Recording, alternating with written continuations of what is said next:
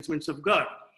In this particular song, Arunagaranather praises Lord Muruga and his veil very nicely, stating that he is actually the Skanda Guru, who was the Guru to his father, Lord Shiva himself. And he is acclaimed by the great Senapati by nobody other than Lord Vishnu, who led Arjuna to victory in the Bharata War and who became the tortoise during the churning of milk ocean. So his veil is very important for us to remember at this point in time. And I now ask Manda to play this Mutti Tirupati song.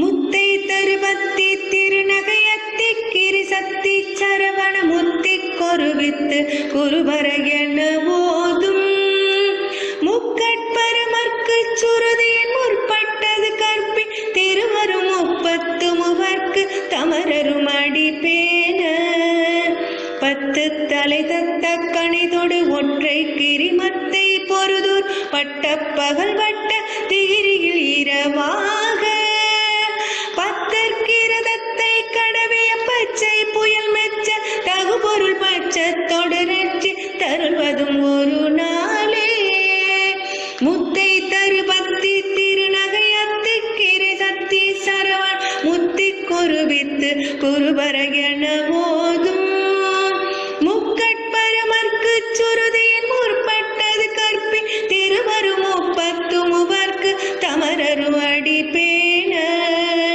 பத்து தலை தத்த கணிதொடு ஒற்றை கிளிமத்தை பொருதோர் பட்ட பகல் வட்ட திகிரியில் இரவாக பத்தற்கிரதத்தை கடவிய பச்சை புயல் மெச்ச தகுபொருள் பட்சத்தோடு நட்சி தருள்வது ஒரு நாளே தித்தித்தய ஒத்த பரிபுர நித்தற்பதம் வைத்து பைரவி திக்கொக்க நடிக்க கழுதொடு கழுதாட திக்கு பரியொட்ட பைரவ தொக்கு தொகு தொக்கு தொகு தொகு சித்திரப்பவருக்கு திரிகடக என ஓத கொத்து பறை கொட்ட கலமிசை குக்கு குகு குக்கு குகு குத்து புதை புக்கு பிடியன முது கூகை பொற்புற்றன நட்பற்றன உரை வெட்டி பலியிட்டு குலகிரி குத்து படமுத்து பொறவல பெருமாளே தித்தித்தய ஒத்த பரிபுர நித்தற்பதம் வைத்து பைரவி திக்கொக்க நடிக்க கழுகொடு கழுதாட திக்கு பரியட்ட பைரவ தொக்கு தொகு தொக்கு தொகு தொகு சித்திரப்பவருக்கு திரிகடக என ஓத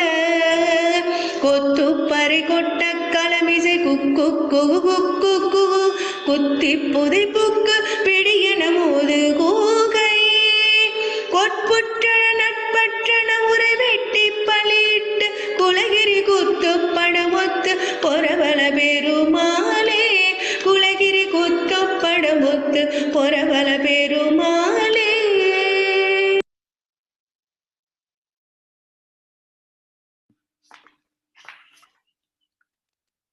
It's quite nice. The song was rendered by Anandaji in Amsterdam. She never knew that she can sing this song. A week back, it seems that she wanted to learn this song and sing during Kandasishti Kausam in Amsterdam. And coincidentally, this song occurred to me and asked her whether she can render it. Because I heard her voice only recently in some of the Facebook. I thought, let us make one of the churches outside India to sing this song. And this is her first attempt, a maiden attempt, and it's a very difficult verse, and she sang it beautifully. Thanks to her. Now, I request Jayashree to read out the write-up for today's topics. Thank you, Uncle. I will start now. Hello, everyone. Hang on. Yeah. Okay. Can I start? Please do. Yeah, okay. We have just celebrated Deepavali, the festival of lights.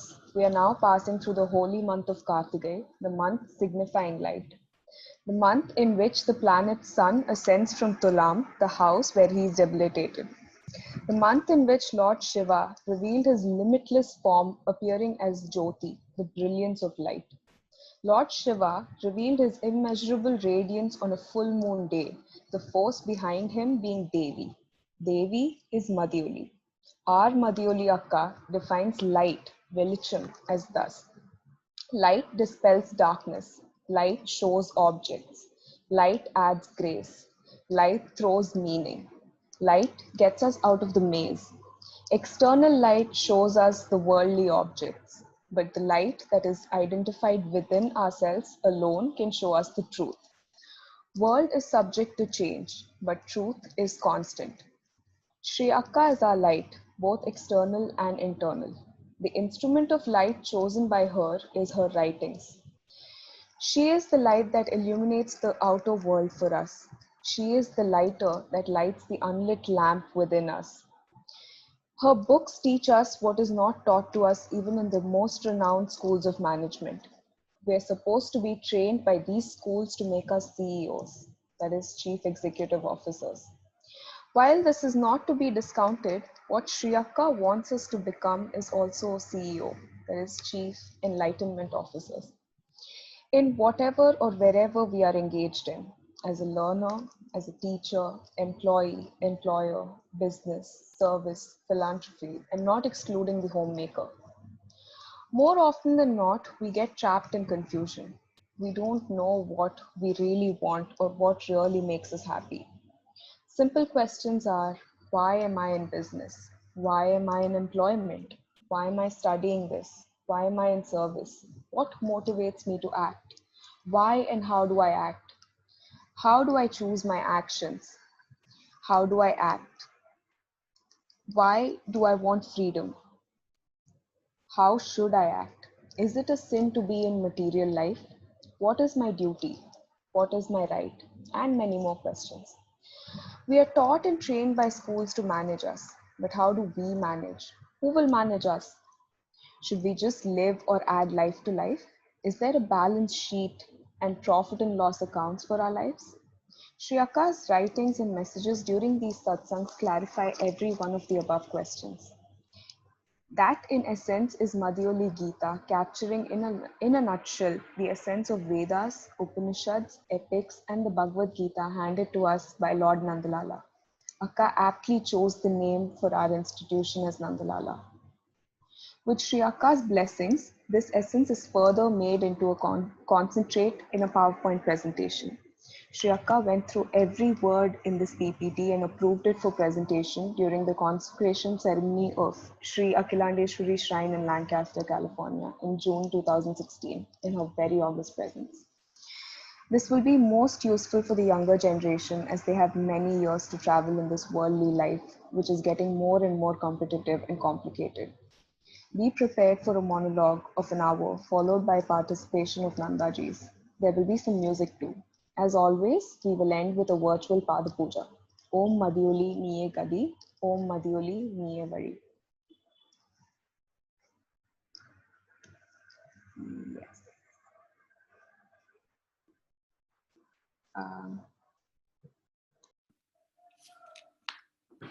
Thank you, Jayashree. Thank you, Uncle. It was a very nice reading. Let me just open my presentation. Give me a minute or so.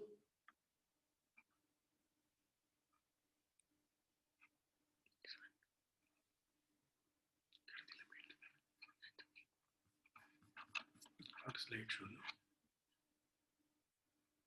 Share everybody. Okay, are you able to see the slide? Hello? Yes, Uncle, we can see it. Yes, we can see. Thank you very much. Our charioteer, Sri Akka. First, my pranams to her. அலையின் ஒளியாம் மதிவொளி, உண்மையின் வெளிச்சம் மதிவொளி, மயக்கத்தை மாய்க்கும் மதிவொளி, அன்பின் உருவம் மதிவொளி, ஒற்றுமையில் ஓங்கும் மதிவொளி, ஓம் ஓம் ஓம். நாவிற் Saraswati நற்றுணையாக. This particular presentation was done with an intention to present at the Antelope Valley during the consecration of Agilandeshwari idol there. Sri Akka gave me the opportunity to do a presentation, and she went through every slide of it. The words are hers. I am only an instrument in presenting this.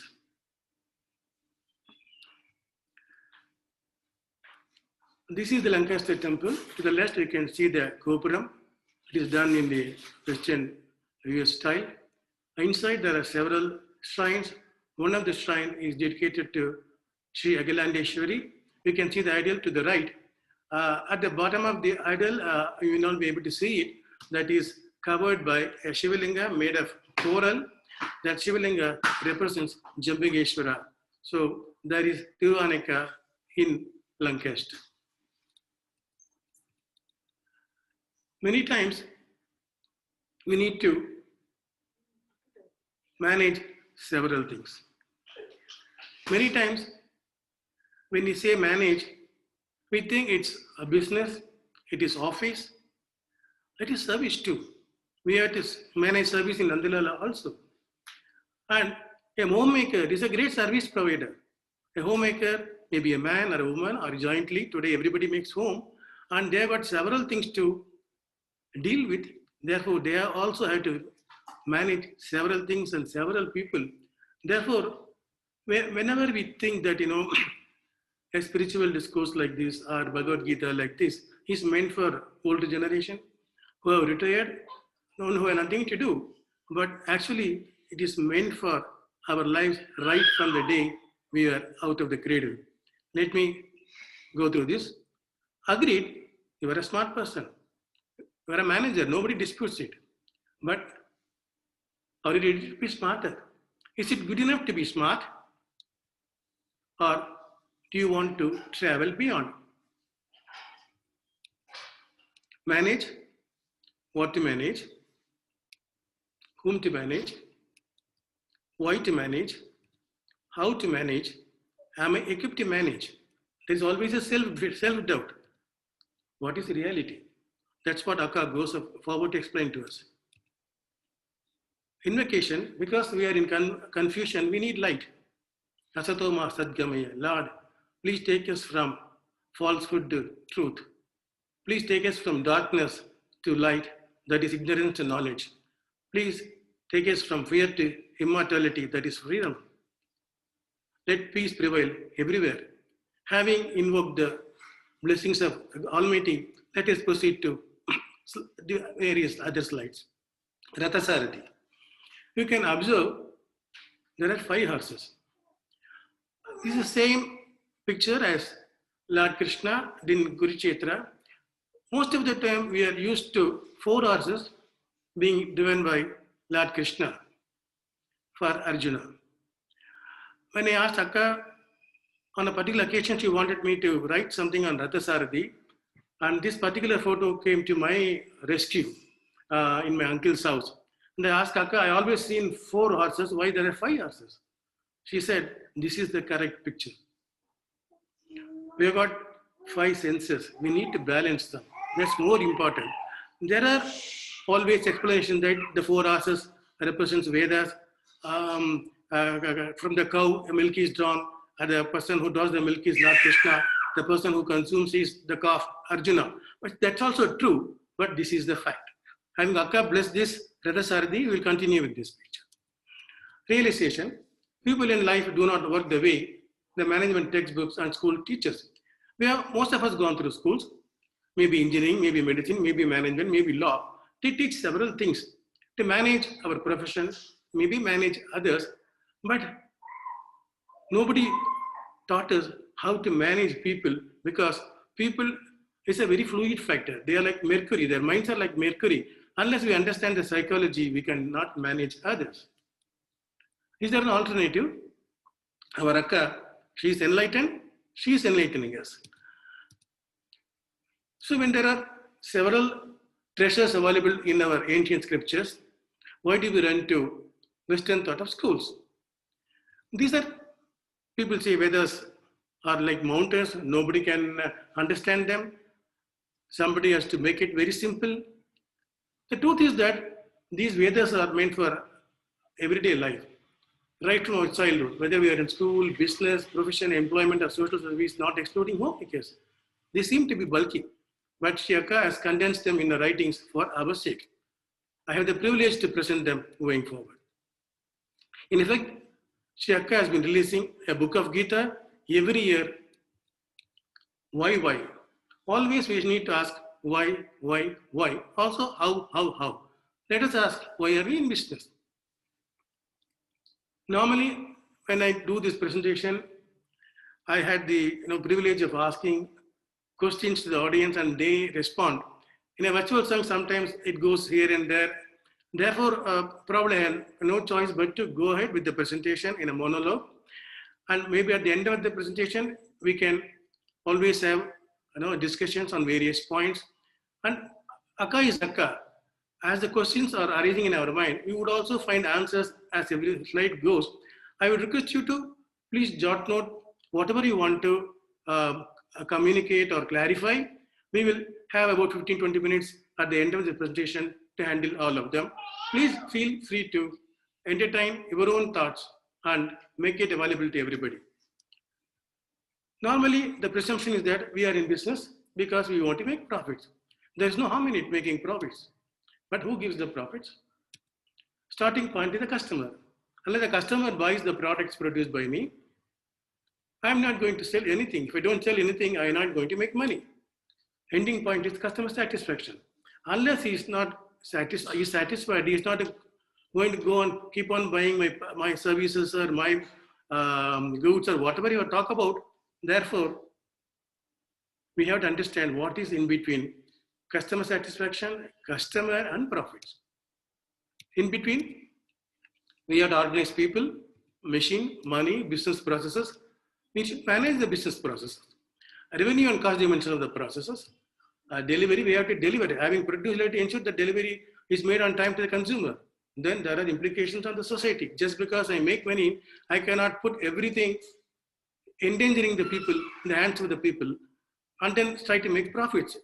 Therefore, it is not that in business I make money, I produce goods, I produce services, I give it to everybody, I make money. It is not the case. There are several people to my business. There are owners who promoted the company. There are investors. If you're a listed company, or outside investor, unlisted company, there are private equities, and there are employees, and there are customers, as I told you earlier, and there are people lend money to us, and there are vendors who depend on us, who supply components, raw materials. There is a state government, we have to pay the taxes on time. There is a society. Can you start a business by trying to destroy environment and then make profit? It is not possible. Suppose if I'm asked to open a factory near Ganges, I'll be polluting her. She is my mother. Therefore, even if it's expensive, I should go to another place and produce and protect the environment. Unless I take up everything, I'm not in the right business. With all this, I should make profits. Now, having come to business, we are in employment. Why am I in employment? Obviously, the answer would be money. I need salary. Then I need power. I want to be a manager. I want to be a general manager. I want to be a managing director. I need position. I need authority. I need designation. I want security. If I'm in employment, I'll be employed for a longer time. Therefore, I get money instead of being in business. Therefore, I'm in employment. Feel satisfied because of wholehearted work. I'm in employment because I derive satisfaction from my work. Therefore, starting part is wholehearted work. Ending point is customer satisfaction, both internal and external customers. It is not that when I work in a company, I have to ensure that my customer gets the right kind of a product and therefore he is happy. But before the product reaches the consumer, there are many people in the company. I may be in finance, I may be in legal, I may be in manufacturing, I may be in marketing, I may be in sales. Unless all of us work together, integrate ourselves together to one particular goal, we will not be achieving the object of serving the customer in right time and satisfying him. I cannot have a bickering with my own manufacturing department. If I'm supply chain, if I don't give raw material on time, what manufacturer will do? The manufacturer does not put what the product, how the product will be sold by the sales team. Therefore, I have to be satisfying a customer who is external to me and who is also internal to me. This is like, we are talking about horizontal deployment of our objectives. Money and power are results and not means. So the first clarity Akka provides is that money is not a starting point. Your wholehearted work and your attitude is the starting point. Money and power follow them. You cannot work for power. You have to work for the objective, therefore power reaches you. Reputation, money, power reaches the people who deserve, and that stays with them very long. This is the whole principle of the book, Nindri Nilai. Why I am in service? Societal because I may not be in employment, I may not be working, but I want to be in Red Cross. I want to be in Nandalala. I want to be in Chinmaya. These are all institutions of service. We are there because I am a Lion Club member. I am a Rotarian. Is this recognition I want? I want media attention. Today, I am a service provider. I am an activist. I can come to TV at every point in time. Therefore, I can overdo things. It's a road to power. If I am service, I am recognized. People want me to take authority. Therefore, I can fight elections. Love for the people I am dependent on. There are two tactics because you will always be in service for the people whom you believe they are dependent on you. That is a little bit of restricted service. An unconditional love for every being. This is the ultimate point of service. To genuinely work for upliftment of helpless sections of the society. Service to society without any hidden agenda alone is service to the Almighty. I am borrowing the words from Akka alone. What is life? Is life a chance or a choice? It's a question always, when I asked in various forums, came with several answers. Some people say it's a chance. And nothing is in my hands. Everything happens on its own. I'm a passenger. Some people say it is a choice. I do make a choice in my life. Is it a pain or a pleasure? Some people say it's a pain to why I come into this world. Some people say I want to enjoy in this world, enjoying all the material pleasures. It's a chance. The fact is it's a chance or a destiny that we are born as human beings, and fortunately most of us have full faculties in place. Thereafter, how we shape our life is a matter of choice. That is entirely our choice. Choice of goal of life is the first key to open life. When I put this into several forums, people used to say that, you say it is my choice. I wanted to do medicine. My father wanted me to do engineering. Therefore, I liked it or not, I did engineering. A very simple question is that you had a choice of convincing your father that you want to do medicine, or you had a choice of convinced by your father that you will do engineering, or you had a choice of succumbing merely to your father because you were so afraid of him. I born in a very humble family with traditions. What our father says is my mantra, I will do it. You did make a choice of listening to your father. Therefore, it is your choice. Therefore, you have to take responsibility for the choice you made. Therefore, nothing can be said. It's a chance. Somebody imposed something on me. You accepted the imposition. Therefore, you made the choice. The choice of goal of life is the first key to open life. We come, we will live, we will go. But what do you have come? I need a goal for this precious life that has been handed to me by God. Therefore, choice of action decides our destiny. People who believe in fate, that if there is a fate, that there is a karma, what is it I can do it? The simple position is that I am in this position today because of the karma I did yesterday. Assuming that I ate something which does not agree with me, today I got a stomach steak. At least today, if I eat correctly, tomorrow I will not have indigestion. Therefore, my today's action decides my tomorrow's destiny. Therefore, destiny is in our hand. It is not in God's hand. God is only a witness. Quality of action. Once you have the goal of life, the choice of action decides our destiny. As I explained to you, if I choose to eat rightly, my simple destiny of tomorrow having a good health is guaranteed to me. Therefore, my action decides my destiny. Therefore, the quality of action decides whether my life is a pain or pleasure. Therefore, who causes pain? Me. Who causes pleasure? It's me, not somebody else. How do we choose our action? Now, having gone about, we have to choose an action. How do we choose it?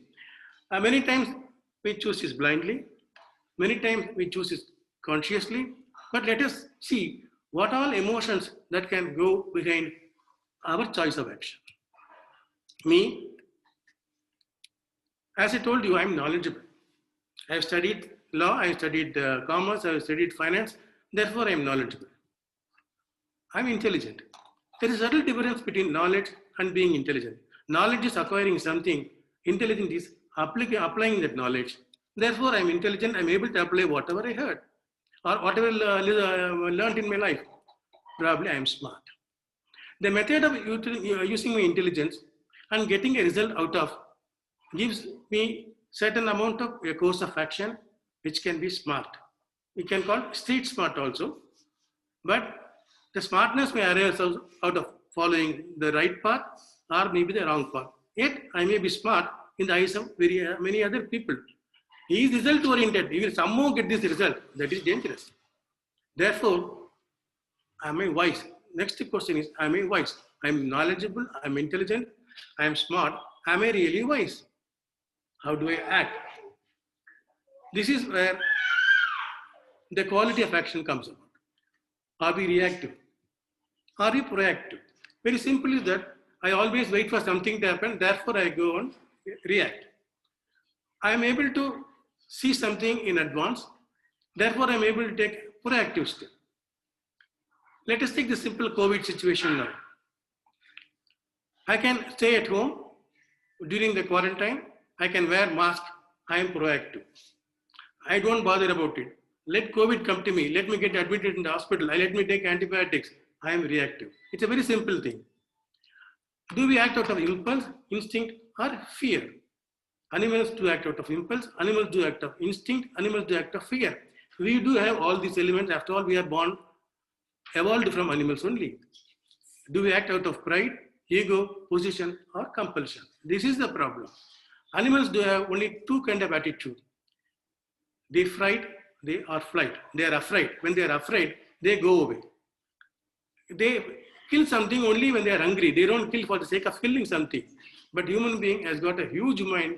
He is actually greedy so that he wants to earn something at the cost of somebody else. Therefore, the pride, ego, position, or compulsion can be a cause for our action. Do we act out of greed? I keep comparing myself with somebody.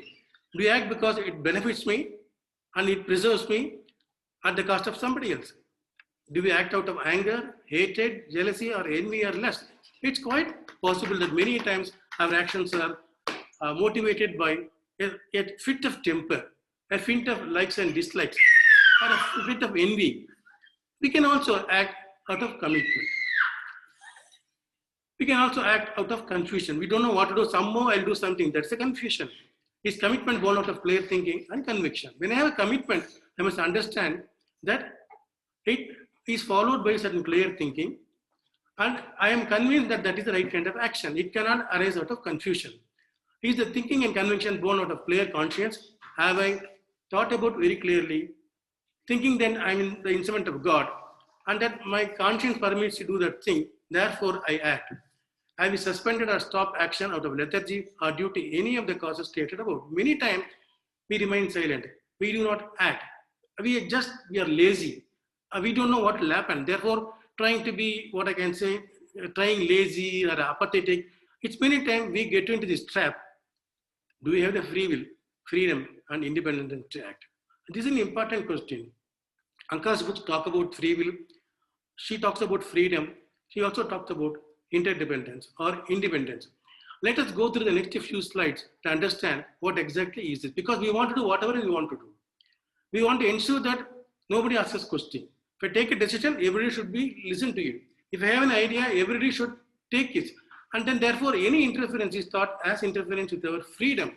And we don't want to depend on anybody. We want it independent. We want to act unilaterally. Many times it happens everywhere, at home, at office, at service, at temples, wherever you are. Now let me go through next slide, which is understanding free will, freedom, independence, interdependence, and wisdom. There are about several questions. How a normal man acts, how a wise man acts. Let us go through this one. Acting wise or otherwise. A wise man talks about ideas. Another is mind talks about people. The whole thing is that if I'm able to distinguish between issues and people who brought it, I'll be able to apply my mind correctly and take a decision. The moment I have a like or dislike with somebody, any idea comes from him, that fellow is like that. Don't even worry about all these ideas. What is more important is idea is important, not the person who brings it. Difficult to digest, but that is the only way to be wise. A wise person has a very caring attitude.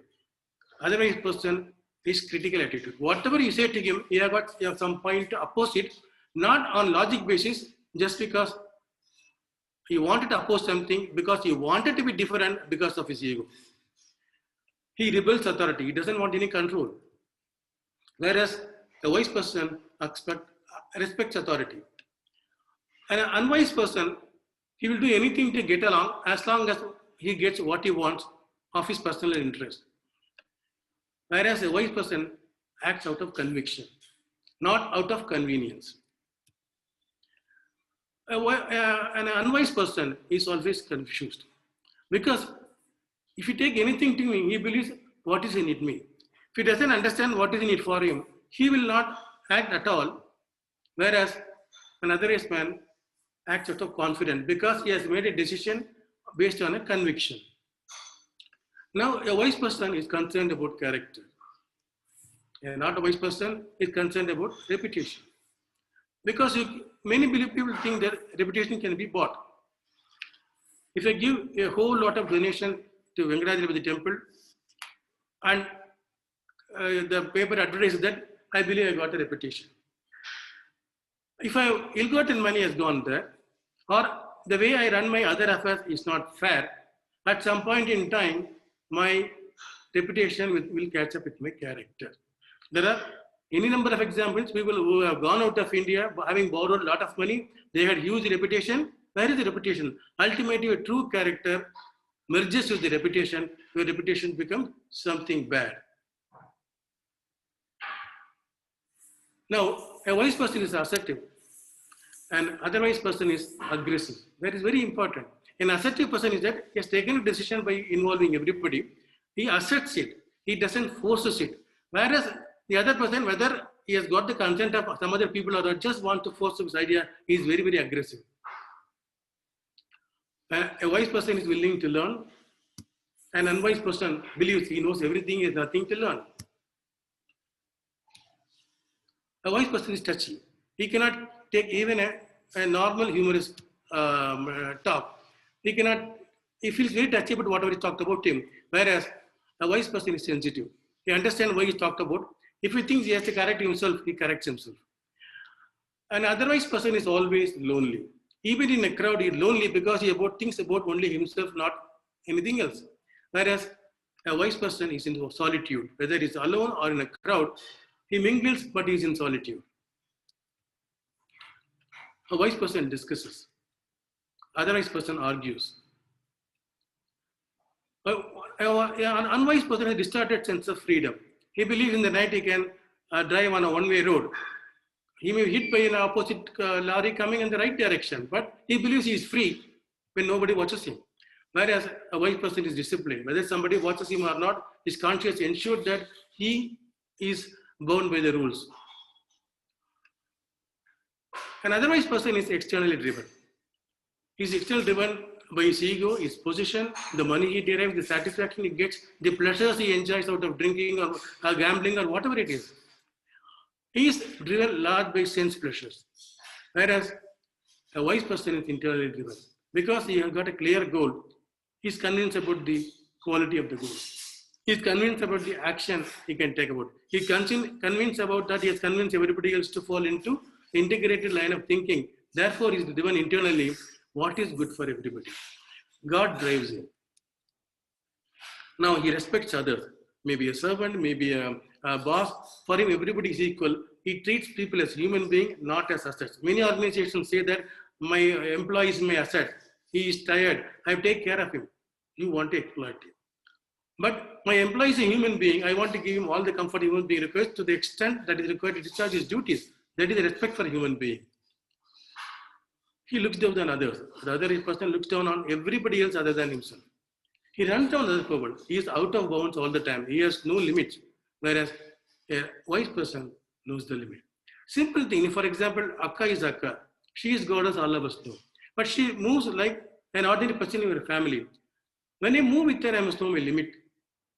What kind of words I can use? Can I cross? Can I talk to her the same way I talk to maybe my errant child? I cannot. Therefore, I know the limit. I know Akka is Akka. Behave like Akka with me. She is God. I cannot cross that limit and disrespect her. This applies to every simple human being. And whereas an unwise person doesn't bother about everything goes out of bound to him. The simple thing is an unwise person is Duryodhana, a wise person is Arjuna. Therefore, in life, we are not independent. Everything we have to depend on somebody. If I'm eating something today, there is somebody who brought the cooked food to me. There is somebody who grew the items for that. Therefore, my today's food, I depend on so many other people, not just money, but the work of so many other people. If you understand that, you become wiser, don't become smarter. Now, to understand being smarter and wiser, we'll take a very small example from Akka's books. See, we all know about Uddhava Gita. It's a larger end of Mahabharata, where before returning for forest, Lord Krishna asked Uddhava, what does he want? His charioteer. He said, I don't want anything from you. I want only a clarification from you. Could you not have prevented this Mahabharata war and the damage left that is caused? Krishna said, yes, he could have prevented. But why did he not prevent it? Because there was a gamble. And the Uddhava was, why you could have prevented the gamble? Yes, I could have prevented the gamble if I am involved. Because when Yudhishthira was asked to come to the game of dice, his own uncle said, you are being invited by Dhritarashtra, the emperor. And he removed his crown and said that now I am talking like your uncle, don't go accept this gamble. What Yudhishthira did, I have to respect my elder, my father's brother, he is an emperor, and gamble is a Kshatriya's dharma, I have to play it, and he accepts it. Having gone that, what all mistakes he made? He could have chosen what kind of dice he should have used. He allowed Saguni's dice to be used. He could have chosen somebody else to play for him, because Duryodhana should have played for him. He allowed Saguni to play. But Krishna was waiting at the doorstep, expecting Yudhishthira to call him. But Yudhishthira said, I don't know what I am going to do or not. Lord Shiva, please ensure that Krishna does not know about it. He went on playing the game of dice and he lost it. Thereafter, he gained the wisdom. He came back, won it. What Duryodhana was smarter at this point in time. He used the Saguni, he used a tantric dice. I used every single trick in the book to disrobe Draupadi. What all things he did. He was smarter. He won the kingdom for 13 years, but thereafter he lost everything. Therefore, it's better to be wiser for eternal gains than to be smarter for short-term gains. In our every day-to-day life, you will always find the right way to do things and the wrong way to do things. There are always allurements for us to get into the wrong way. We should not get into the wrong way, but should be in a position to behave like Yudhishthira after he behaved after the game of dice. Now, intention behind action. Values, these are very important. These leads to fixed goals of life. Then there is belief. Belief is arising out of values. Once I believe in it, then there's an attitude that develops. Attitude gives me an action. A repeated action becomes my behavior, and therefore there is a result. So quality of result is equal to quality of action. Quality of action is equal to quality of attitude. Quality of attitude is equal to quality of belief. Quality of belief is equal to quality of values. Who sets the values? Very simple thing. For example, maybe we consider what are values. I can go from an organization responsible. We have a 3-letter word TTK. It drawn from the name of T.T. Krishnamachari, who founded the company some 90 years back. But we said our values of the group depend on the 3 letters: trust, transparency, and knowledge. We should get the trust of people within the organization, outside the organization. We should be transparent. We should completely be transparent, nothing to hide. And we should have knowledge. A knowledge of the business, a knowledge of the people, and knowledge of what is to be delivered. So very simple thing. Once you put this business brand to it, then we get various values you get into this one. Then we had a very simple core mission is that we will provide quality consumer goods and services at affordable prices. Very simple thing. And we will not charge any customer or any vendor. Simple things we followed to the T for the last 90 years. Therefore, this is applicable to every one of us. We must state our basic values and then believe in them. Therefore, we develop an attitude which results in our action, which results in repeated action, results in behavior, then the quality is reflected in the result. So action, whatever, now we'll have to look at intention. Intentions are very important. Intention began action is the most important thing, as said by Akka and clearly said by Lord Krishna in Gita. Action creates external result of success. Intention gives you internal result of peace. My intention should be honest. Therefore, an action arising out of honest intention gets a success. That success is a little external to me, but the satisfaction is very internal to me. Action without noble intention does not lead to a spiritual growth. Intentions are shaped by values. These are 20 noble values, which is stated in the Bhagavad Gita. I'll just play them. First set of attitudes, absence of pride. We understand in simple English. Absence of pretension, that we cannot be hypocrite. Non-violence, we understand that. Forgiveness, ability to know forbearance, that's very, very important for us. Straightforwardness, don't hide anything. Service to seniors, respect elders.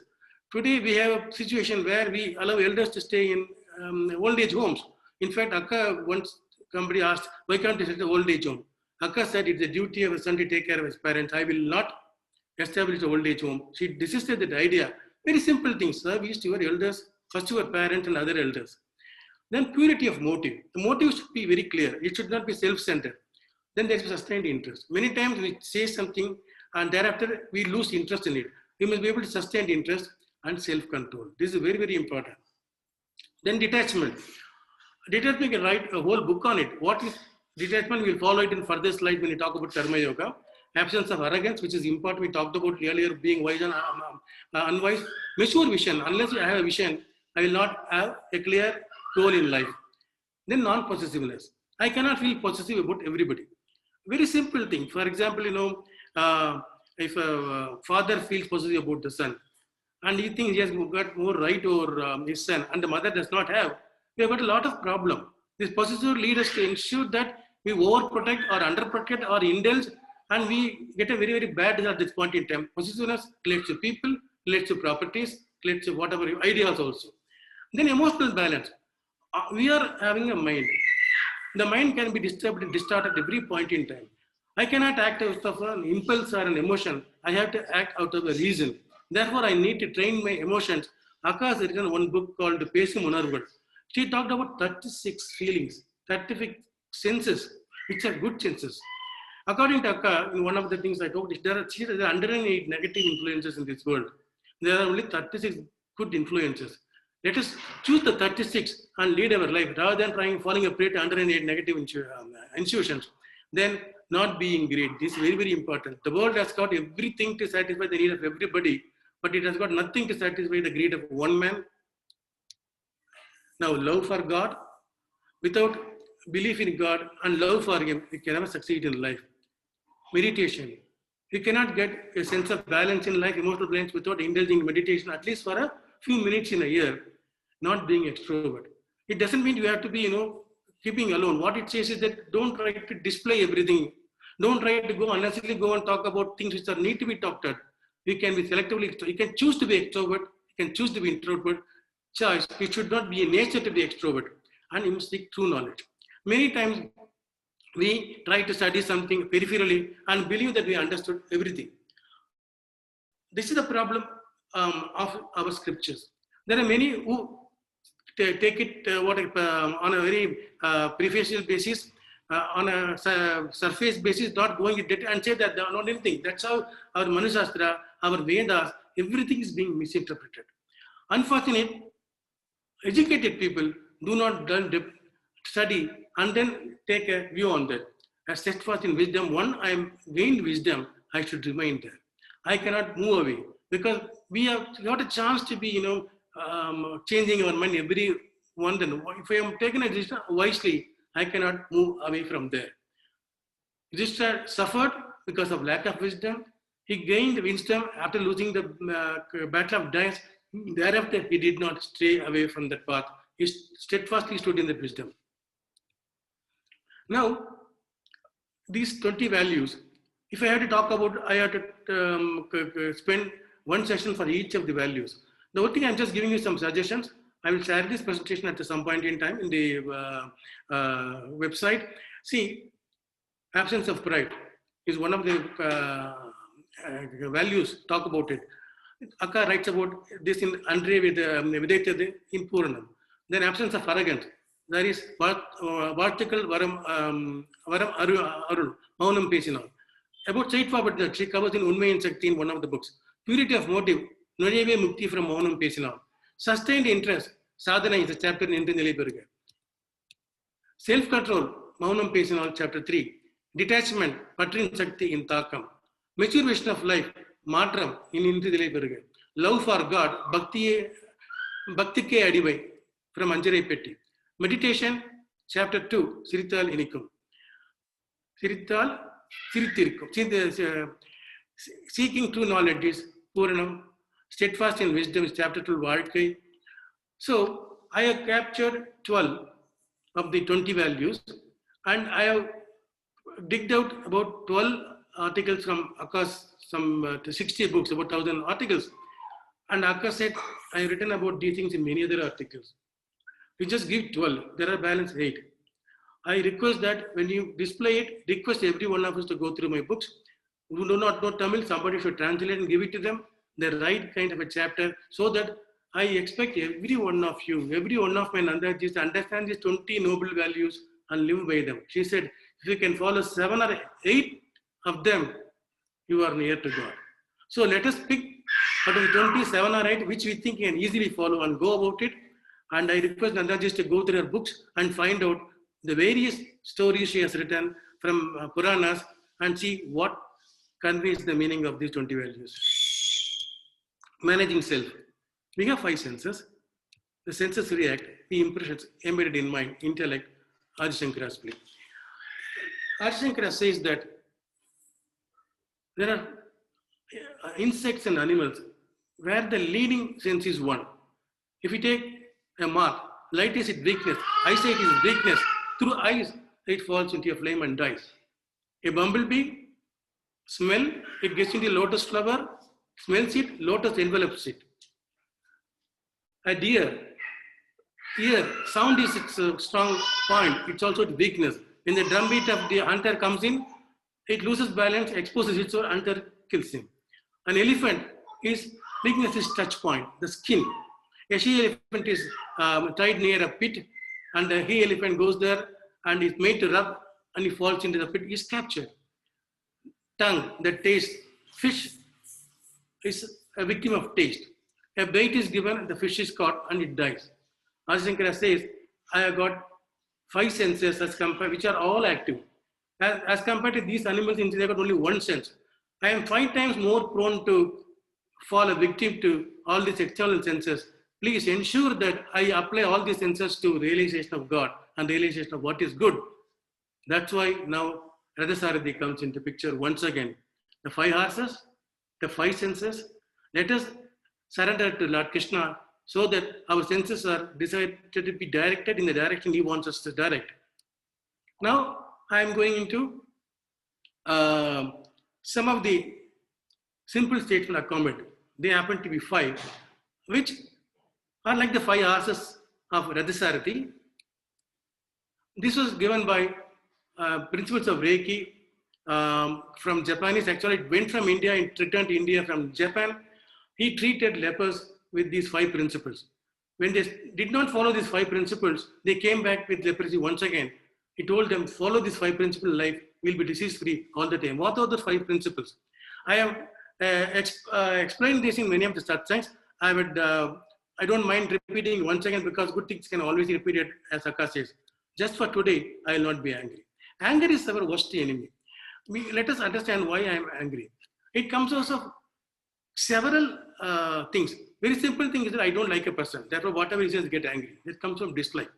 Second, I am jealous of another person. Therefore, whatever he does, I want to be angry. I want to retire. I want to do something which is to satisfy my sense of jealousy towards him. Most important, I'm in a position. I'm a manager. I'm a father. I'm a mother. Therefore, I got the authority. I can get angry with everything. See, there are many things that people don't like my ideas. If somebody doesn't like my idea, I get angry with them. Therefore, the ego is the most important thing that leads to angry. Possessiveness. We talked about in the last few slides about possessiveness. Possessiveness means somebody is going to deprive the possession from me. It leads to anger. Now, anger is like a fire in the neighbor's house. You might have put a fire in neighbor's house. Your adjacent house, your house also will get burned. Let us be very careful about this emotion, because when a person, angry person, he feels this, is not accountable to anybody. Letting go of anger is the first chain of freedom. We talked about freedom here. Unless I free myself from anger, I cannot act freely. I'll be acting emotionally and hurting myself and others. Next is, just for today, I will not have any worry or fear. This is another major problem. While anger comes out of possessiveness, the worry or fear arises out of what has happened in the past and whether it will repeat yourself, and uncertainty about future. The whole thing is that we do not know, do not know what is going to be next moment. I may die in the next moment. What the moment is true for me. What has happened yesterday cannot repeat today. Akka has told in one of her books, 99 out of 100 times, most of our fears are unfounded, they never become true. But 100% of our time, we at least worry about one fear or the other. Please remove fear. Prahalada removed fear, that's why God appeared to him. If he had fear, he would have followed Hiranyakasipu. It's very simple to understand that how to dispense with fear. If I'm in office, thinking about my child at home, they had gone to school, I don't do my office work properly. If I come back to home, the office work not done comes and worries me. Simple things in life. Let us spend the time very qualitatively on job on hand. Let us not worry about fear. At least for one day, I will not be entertaining any worry or fear. Because if I'm feared, I would like to live in comfort zone. I cannot go anywhere. An average person who doesn't want to go out of his comfort zone of working in a particular city or a state, he cannot find fortunes anywhere. He should be able to get out of the comfort zone and take challenges. A person cannot remain in a cocoon all the time. If you remain in a cocoon, you will die. Once you come out of the cocoon, you become a butterfly. The choice is to become a butterfly within us. Now, just for today, I'll be grateful. This is an important attribute. Attitude of gratitude is very, very, very important. Very simple things in life. We take it for granted. A breakfast comes to me, somebody has cooked me. Why can't I say thank you? The idli is good, sambar is good. Why can't I think of people who made this idli come into a plate? There is somebody, a trader, who provided me rice and flour and other things. And there is somebody who harvested these things, somebody who grew all those things. For beginning these two idli, there are other people who have made it happen. Can I not recall and thank you? We go to restaurants. Why can't we say, we may not be able to tip a waiter or a cleaner. Why can't you say thank you? We go to airports, railway stations, somebody cleans the toilet. It's not an easy job. We may not tip him. Can't we smile and say thank you for having cleaned the toilet? Simple things, attitude of gratitude brings joy to the team. Say thank you to a fellow who brings tea in your office. He feels so happy about it. He will be loyal to you all the time. But don't expect loyalty, but I'm trying to say this should be natural. Just for today, I'll do my work honestly. There are many things which you neglect. Being punctual in office or doing the work on time, postponing work, many things we do. Can I today spend all the time working honestly, working ethically? I will not loot by somebody gives me something out of the way to accomplish something. Today, I will ensure I keep my honor and I'll work diligently and honestly. Just for today, I'll be kind to every living thing. It's a very simple thing. I can just feed a dog with a biscuit. I can keep water in a pot so that doves come and drink. Therefore, today I will be kind to everything. It is not I am kind to somebody whom I knew. Even to unknown people, I will be kind very today. Now, being kind brings love into the will of accomplishing the goal as a team. Many things, why these 5 resolutions? Why should I do it for only today? The most important thing is every day, if I remember this, one day I spend at least spending some time on these goals. I may not be able to lose anger for the whole day. Can I try for 1 hour? Can I try for 1 hour not to be worried? The once I start making it a practice, it becomes a habit. Therefore, I live these 5 values ever. Second thing is that what is the guarantee I will live tomorrow? If I practice all the 5 today, I will be at least die peacefully. Now, money and power. Am I managing to get money or power or beyond? Money can buy mattress. Can it buy sleep? Power can get slaves. It cannot win hearts. Wisdom alone can get all these things. Now, do we want to manage self first, or do we want to manage others first? Do we have the wisdom to choose? Ultimately, it will come out managing self. This is reality. If I don't manage myself, I cannot manage others. If I don't control myself, I cannot control others. This is reality. Now let me move into some interesting chapters from Bhagavad Gita. Transformation should first take place at the individual level. When transformation takes place in several individuals, a new culture of operating from conscience is set amongst the team. Transformation presupposes introspection. We need to introspect. We must understand who we are. If an egg is broken by an outside force, a life ends. If an egg breaks from within, a life begins. If I break an egg, I can make an omelette, nothing else. But if I allow the egg to live and hatch, I get a life out of it. Do you want life or do you want omelette? The greatest waste in the world is the difference between what we are and what we want to become. Let us look at. We are lions, we believe we are cats. It is better to lose your ego to the one you love than to lose the one you love because of ego. It applies to family life, office life, wherever you are. Imbibe. I hear and I forget. Akka has written so many things. Akka has spoken something. A lot to us. We can hear and we can forget. I can see Akka in action. Therefore, I can remember. But if I do what Akka wanted me to do, I understand. I practice.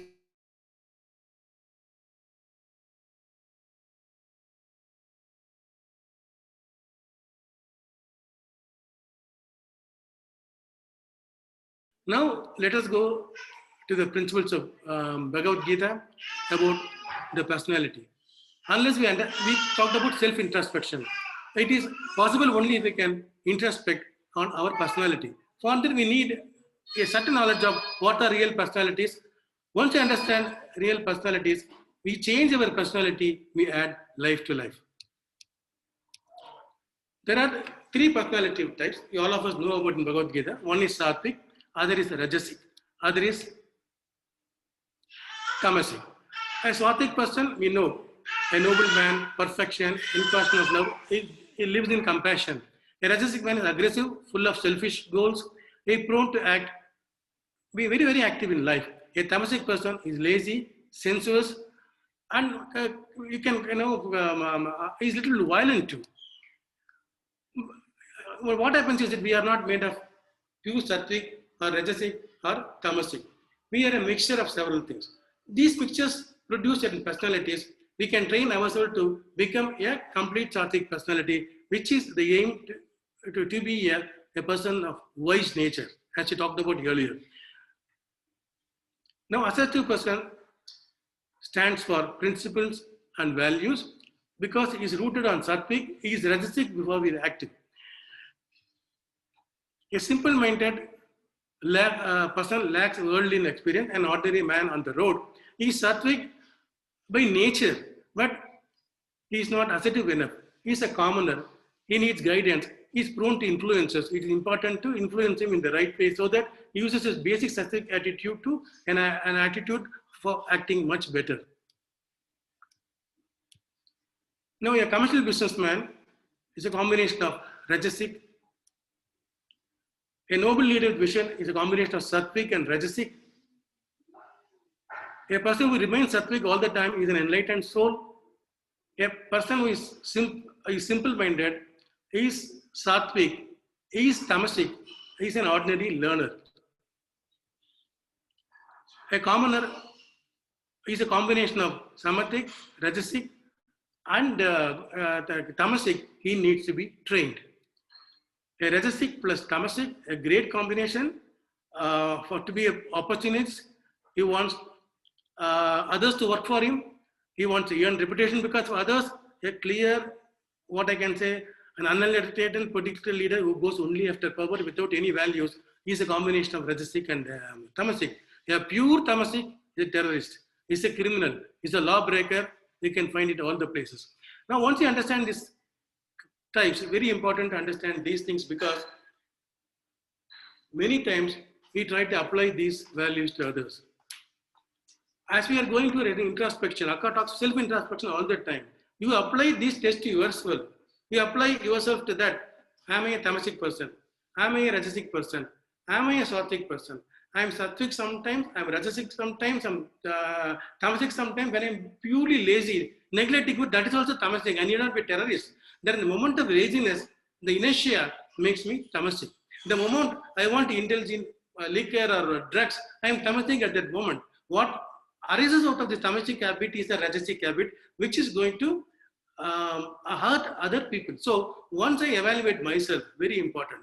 This is to evaluate myself so that I train myself or correct myself. Therefore, I am able to find these personality in somebody else. I am able to influence him. I would rather be an influencer person on the Sattvic values rather than a person being influenced by a person who is Tamasic and Rajasic. Therefore, you must understand these three gunas, very, very important in life. Next, impressions. We have a mind, we see things. We talked about five senses, we follow impressions. Impressions give us intentions. Intention to do something. The intentions translate into thoughts. Thoughts become actions. Actions lead to reactions. Once again, it leads to impressions. It's a chain and a cycle. Now, impressions are basic. Intention. Intention triggers thoughts. Thoughts lead to actions. Quality of action leads to reaction. Reaction leads to, in our cycle, shaping our personality. We need to put spiritual values to be embedded here. Very simple. We talked about Adi Shankara. This also talks the same thing because the five senses are the lenses to the various world. What we gather is very important. We got a choice to gather something and not to gather something. Today, let us say a very simple example. We have got a TV today. There are about 1,000 channels. There are bhakti channels, there are political channels, there are channels which display undesirable content. The remote is with us. We have got a choice to get impressed by the remote. The remote is our intelligence, our ability to discriminate.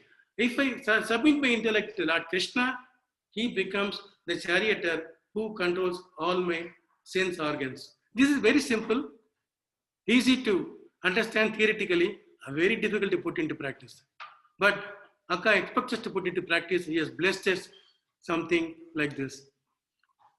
Therefore, with these impressions, we can get change of attitude, improve the quality of action. We get a broader vision and get out of selfishness, and we reorganize ourselves and go back to spirituality. Now, these things are summarized in one simple slide. We have put three types of personalities here: assertive personality, aggressive personality, and opportunistic. I will focus only on assertive. This table I can share later. Very simple thing. An assertive person is still a philosophy at work, detached, dedicated to work. He loves to do the work. He knows if you work properly, results will follow. Intention of work. He works without being selfish. He works out of compassion. He is quality consciousness. He wants to turn out a quality work every time he works. An attitude at work is consideration. He ensures that everybody else participates with him. He ensures he believes in team. He doesn't hold back anything from the team. He is able to take risks. If there's an organization, there are people who want to avoid risk, but they cannot come to the forefront. An assertive person takes risk and stands by the risk, and therefore he leads the organization. He distributes authority. He delegates very well. He has got an interpersonal relationship that is great. And the outcome of the assertive personality is that goodwill, peace of mind, security, caring and harmonious relationship. Very, very important. I don't want to go into aggressive and opportunistic. We know these are very, very negative. An assertive person understands sattvic gunas, understand rajasic gunas. Rajasic little bit active. Sattvic is rooted on values. When you are rooted on value and action is driven towards these values, you become an assertive person. You don't become an aggressive person. There are world of division being aggressive and an assertive and being opportunistic. Let us remain assertive. Performance is detachment. A detached performer identifies with accomplishment and not with what is accomplished. That's very, very important. because I do the work, I do it perfectly, gives me satisfaction. I may get a reward.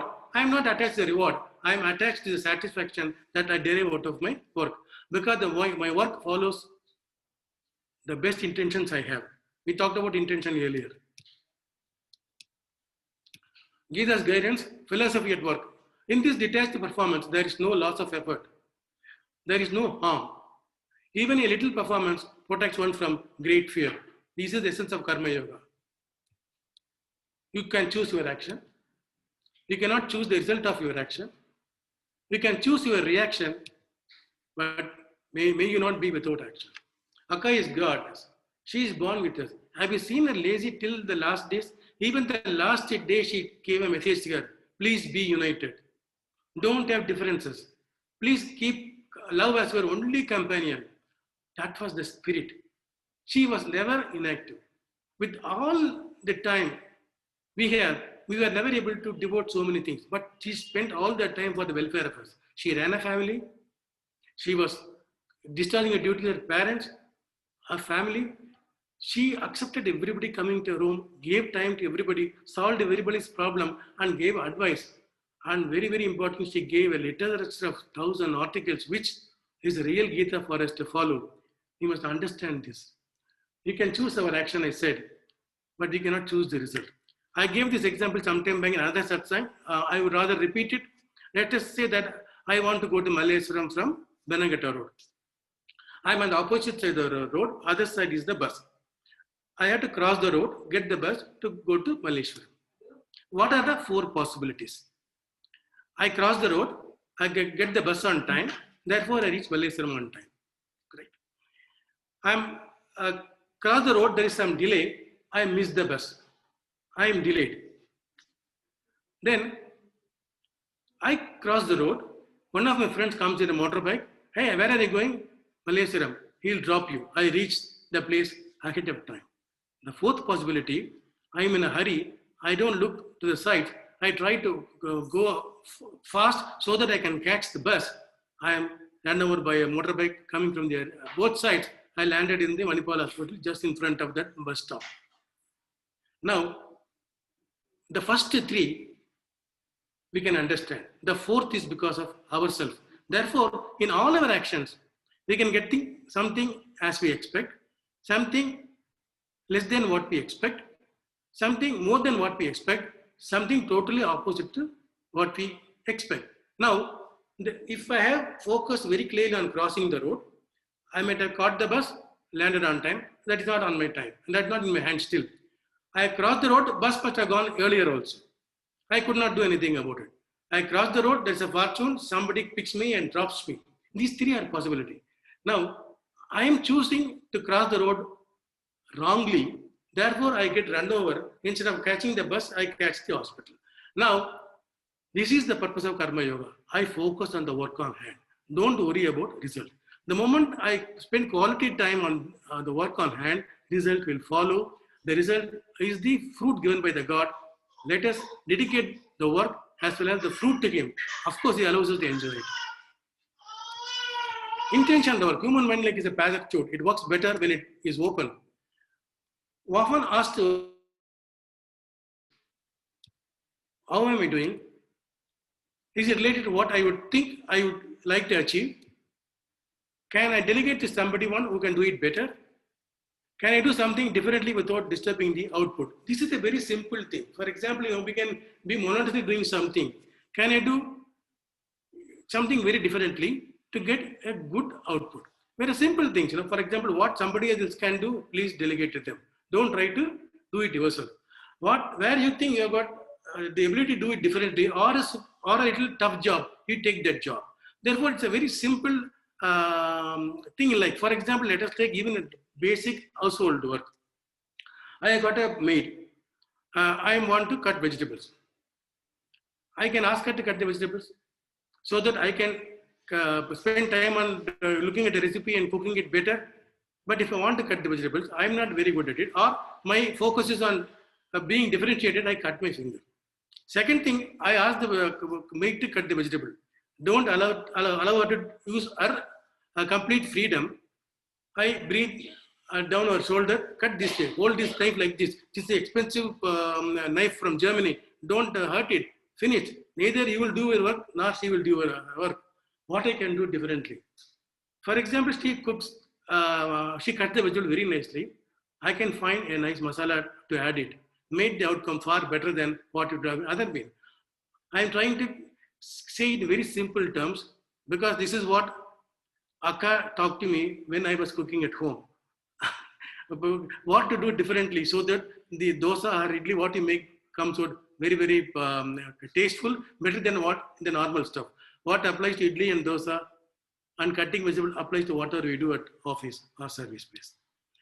Leading by living. Whatever a great man does, that other men also imitate. Whatever he sets up as the standard, that the world follows. Bhagavad Gita 3.21. It's a very simple statement.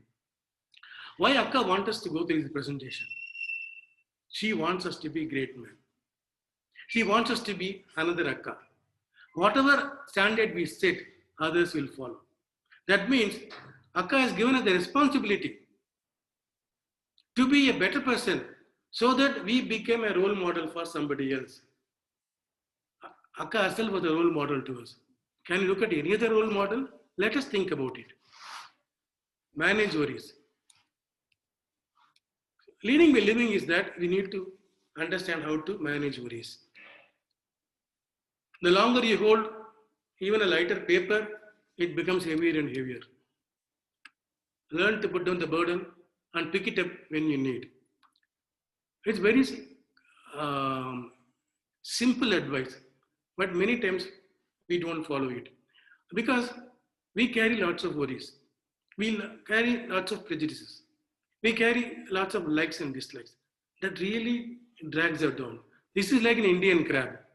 People say, when crabs are exported from India, they don't put a lid because a crab down will pull the other crab which is trying to go over. So that there is no need to put the lid, so that much expense is saved. It's a joke. This is like what worries are. I am trying to achieve something, my worry pulls me down.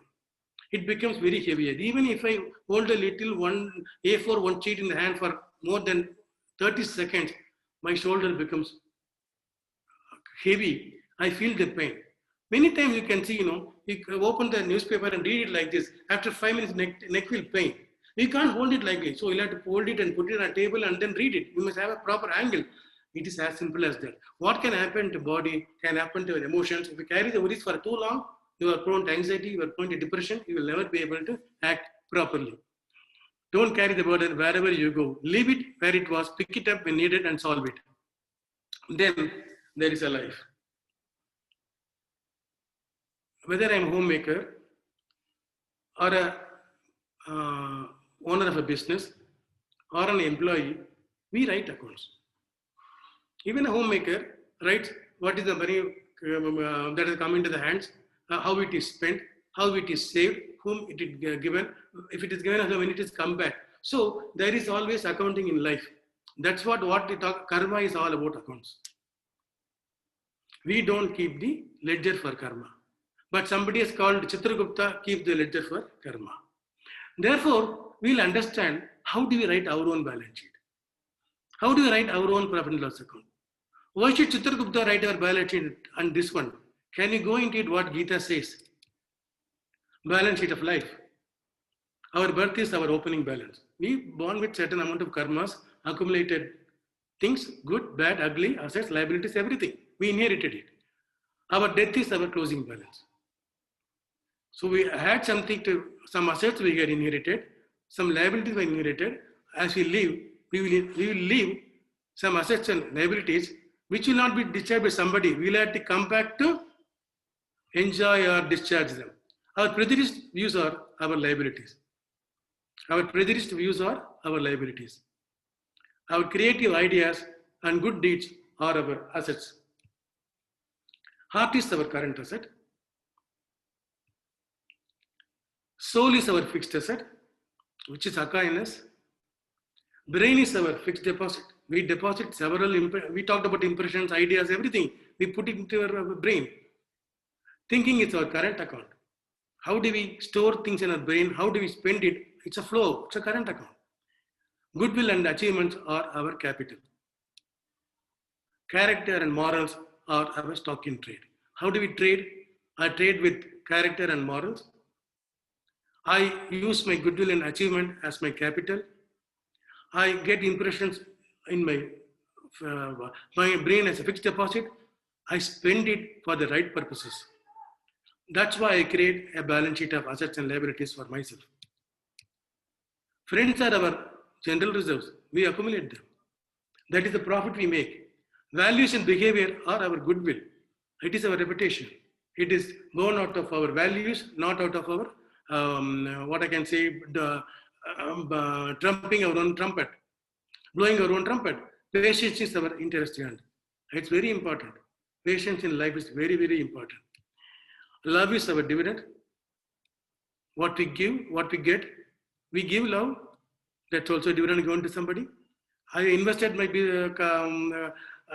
asset somewhere. I get dividend. That is also love. Children are our bonus issues because I am accumulating capital. Education is brands and patents. Knowledge is our investment. The profit or loss is our karma earned. So before the income tax assessment array of death comes, balance your sheet. It's a very simple process. Suppose what Karma Yoga says. You act based on certain values. Don't worry about fruits. Fruits will come to you automatically. Don't get attached to fruits also. What takes out is intention began action. Nishkamya karma, kamya karma. I am having some expectation, assuming that I am a person who keeps on giving money to everybody. I take pride in it. I believe I give it. That's a punya. To discharge that punya, I'll have to be born next year as a better birth. Similarly, I have merged several things. That's a liability. Now, in balance sheet of life, there is no net worth. Assets are separate, liabilities are separate. If my opening balance of assets and liabilities are there, I enjoy assets on one hand, I discharge liabilities on the other hand. I am a very rich person because I got punyas of the last janma, but I sometimes spend time in jail too. That is discharge of the liability in past karma. Now, when I keep adding this life, when I work with an intention to benefit myself or to get a reputation for myself, I keep adding to my assets and liabilities. Therefore, I am going to be born once again with a certain amount of accumulated opening balance of assets, opening assets of liabilities, which can be larger than the assets I brought in, larger than liabilities I brought in. Therefore, I take one more birth. If I work only as an instrument of God, all the assets are absorbed by God, all the liabilities are absorbed by God. I do enjoy that asset in my life, but I am not getting attached to it. There is salvation. My balance sheet is nil. I am dissolved totally into God. That is a zero balance sheet.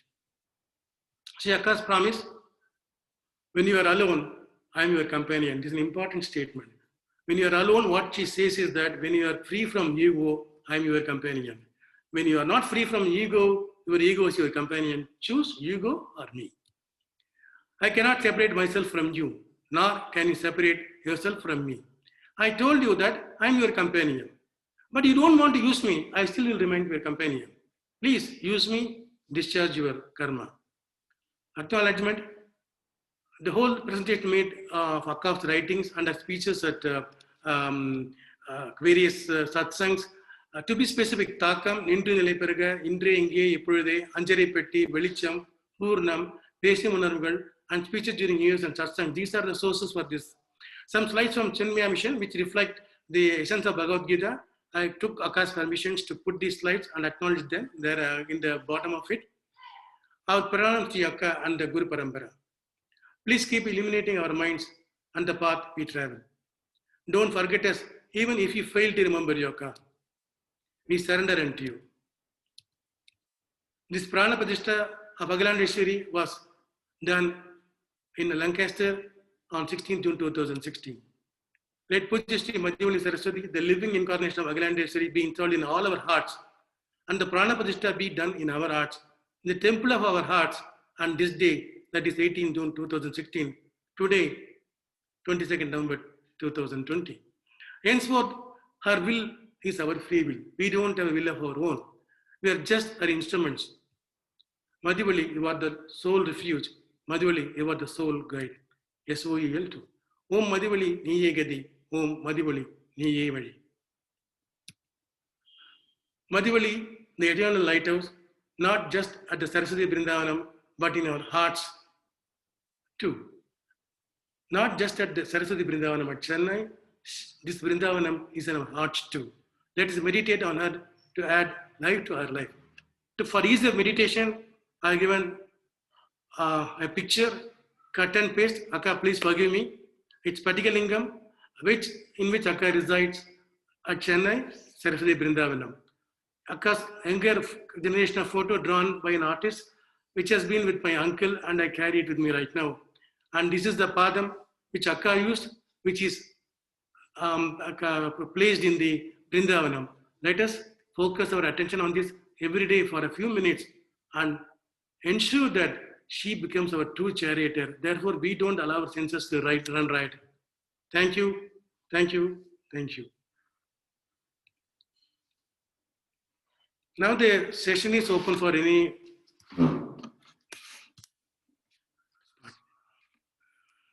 stop show.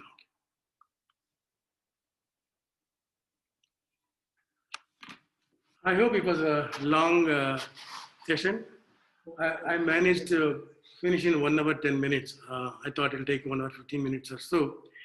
If there's any feedback, discussions, we can have right now.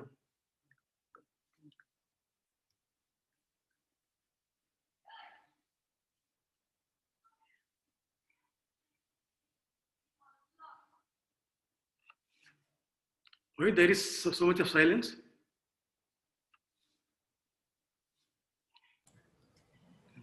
Hello, Mama. Srikantesh here. Yes. Thank you very much. Some points, maybe, okay, maybe silence because a lot of things to understand, a lot of things to soak in. A couple of points I noted down, then after that I didn't note down anything. One was add life to life, but then you had a slide which explained that. Then there was another point which was very striking, was starting point, wholehearted work. Then that again was taken care in your future slides. Then I had another point which I noted was, okay, what is a way for self-upliftment? That was again taken care. Last striking point which I actually noted down was, do we act out of pride, ego, or compulsion? So I think I'll have to work on these things. As I listen to this particular recorded episode, a couple of more times I should come out with some questions and clarification. I'm 100% going to have a lot of questions. There are many things which when we were explaining, I felt, yeah, oh, I have seen Akka and all of these things explaining and everything. But the next slide, when you took, I don't think I have retained all of that in my mind. This will need again and again and again. And maybe sometimes I feel Akka has taken 4 years for this to be shown to me, for example, means, okay, she has taken that time so that it reaches me and I'm prepared for it to consume now. But it was a very good thing, Mama. Thank you so much for sharing everything. Any of you, please be frank. I might have done something wrong in presentation. I'm free to take any inputs for that, for any improvement.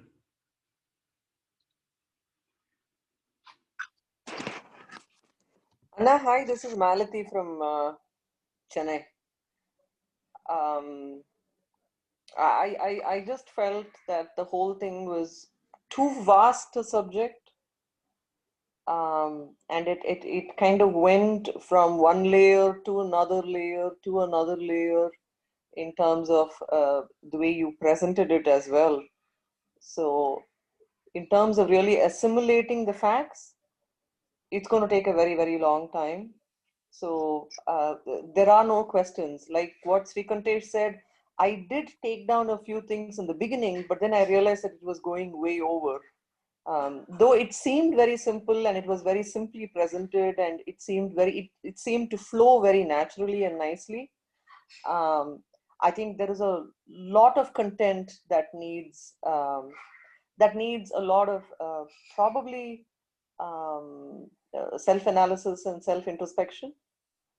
So it really doesn't seem like we have questions ready at this point in time.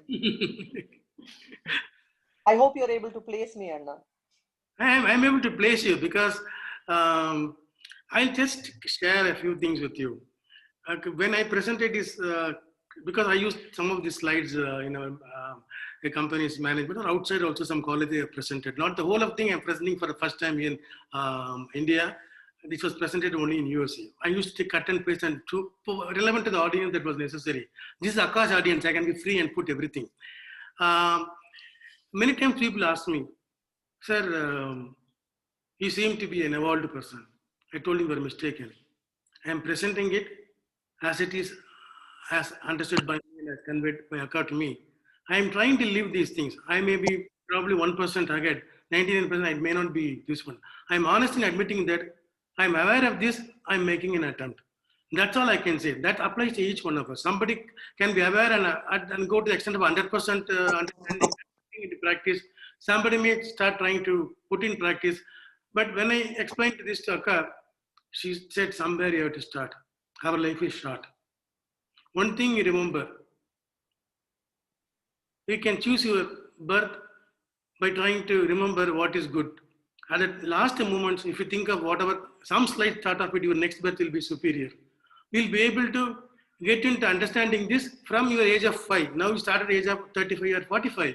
For the age of 5, you can do that. Therefore, very important to keep remembering these things so that your next birth is far superior to the current birth. That's what I can convey. It's wonderful. It's wonderful to hear it from you. And one more thing, Mama, it also reflects on, okay, one thing at a time. So many things which was being discussed, and in every satsang we have so many things. But at the end of the day, the takeaway in after every satsang is, okay, at least I take away one particular point and I try to use it in my day-to-day life. And in this satsang, it is like you get into a sweet shop and you don't know which to pick up. You have so many, so at least you pick up one. For example, gratitude. Every day have gratitude to whatever you get. That itself will give birth to a lot of other things. If you get that attitude, you have mastered the whole slide. You don't have to do anything else. Because gratitude comes out of love. Love is God. You don't have to read Bhagavad Gita thereafter. Well said, Mama. Another thing that I wanted to tell you was, it's been 6 years since I quit my corporate career, but it almost felt like I was in a group. One of my corporate sessions. So it was nice to also go back to those memories.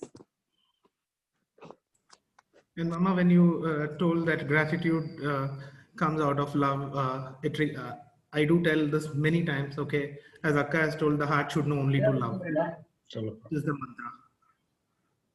Now, the thing is, I was under the impression that it is always representing 5 horses, because metaphorically one of the slogas in Anna's textbook from Ramakrishna Mutt says that body is a chariot and the 5 Pancha and is controlled by the Atma, that is the charioteer. So I was under the impression that where did the 4 horses come into the picture? I have never seen with 4 horses. If you look at any photo of Bhagavad Gita, you'll have 4 horses only. Very rarely you get the 5 horse photo. Yeah, Vasundhara here.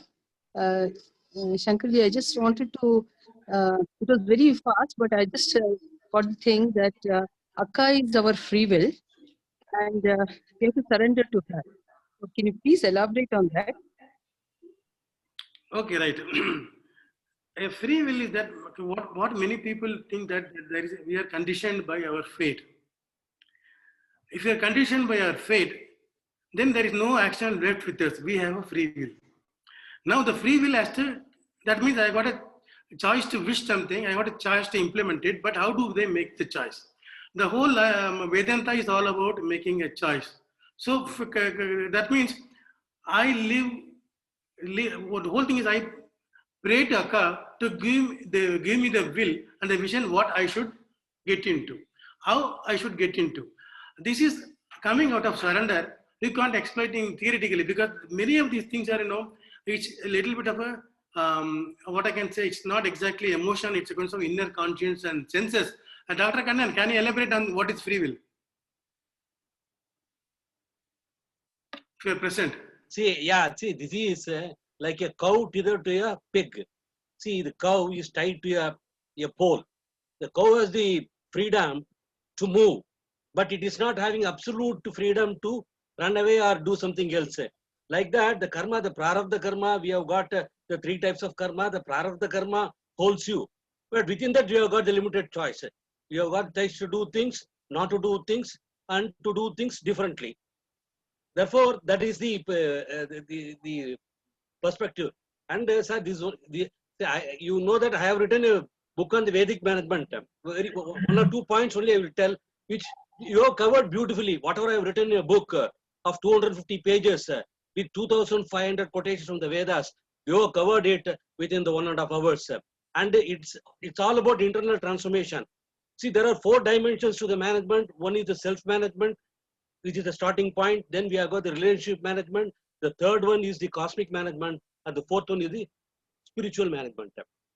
Of all the things, you excellently covered the Trigunas, then using the Vedic concepts of the Trigunas and also the Panchakosas and the Ashtachakras, the personality is done.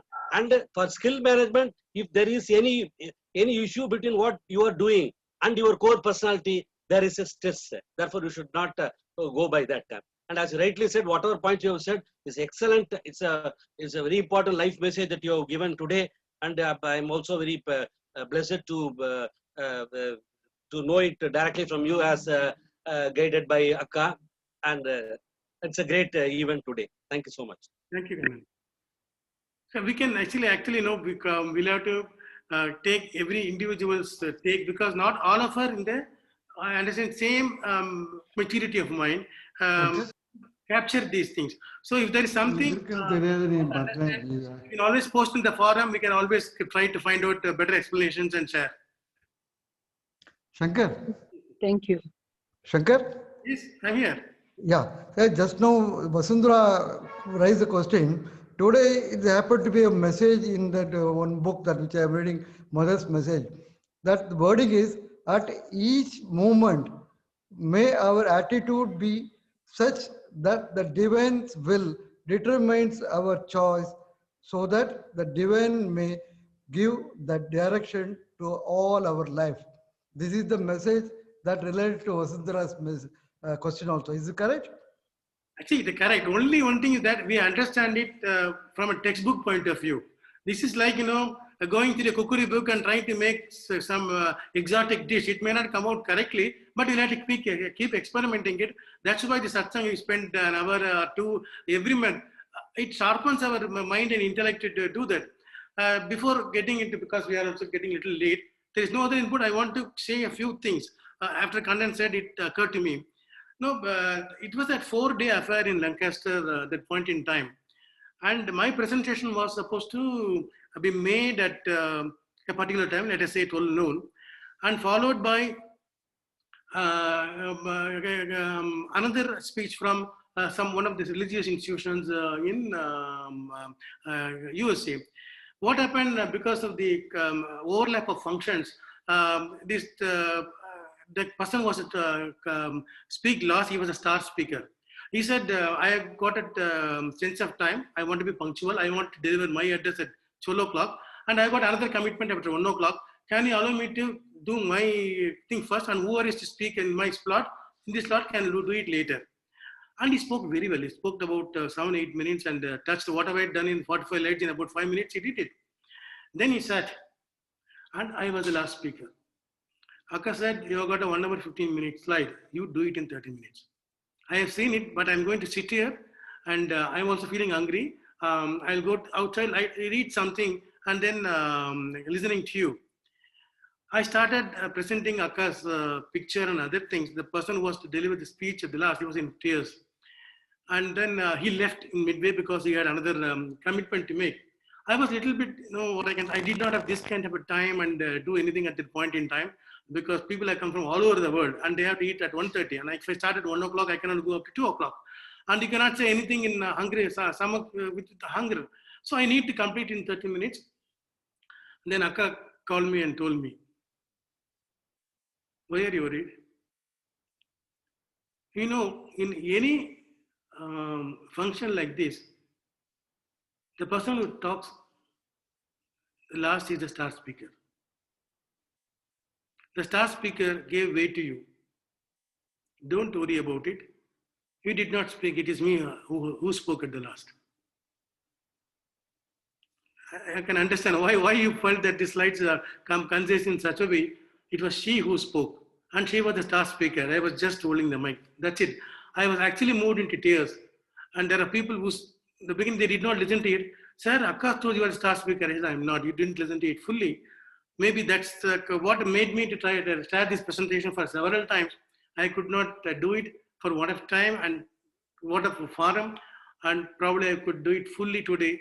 And thank you for everybody to listen to it patiently.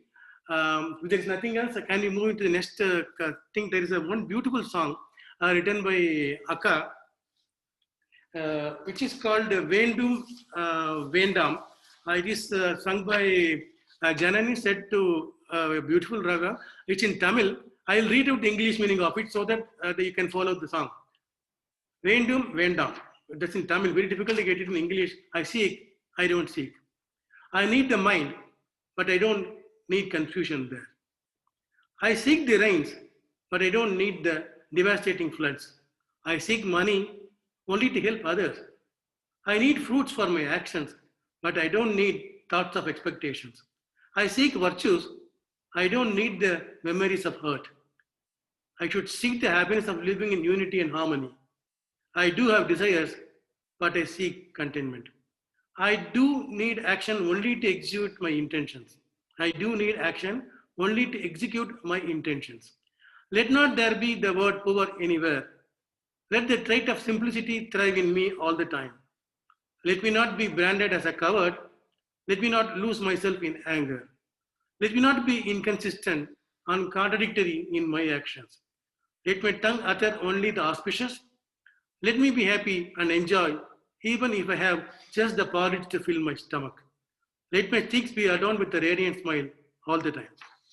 Over to Mantar. Can you play that song?